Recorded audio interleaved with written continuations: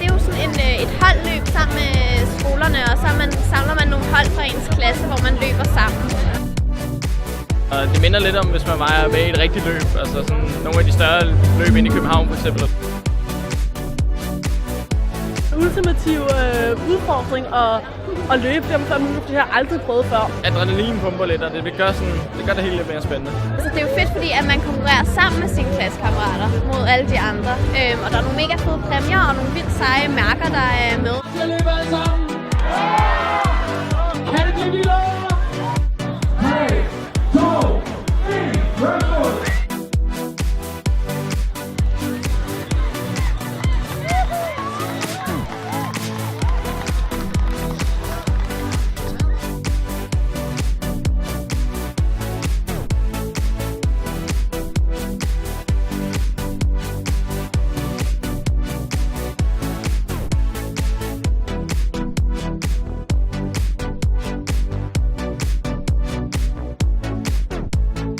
Jeg synes, det er sindssygt fedt, det her med, at der er sådan lidt musik. Og vi havde jo blandt andet et band på Christianshavns Gymnasium, der var med i kampen om at komme med herop og spille på scenen. Det er et godt arrangement, som sagt. Altså, ja, god musik.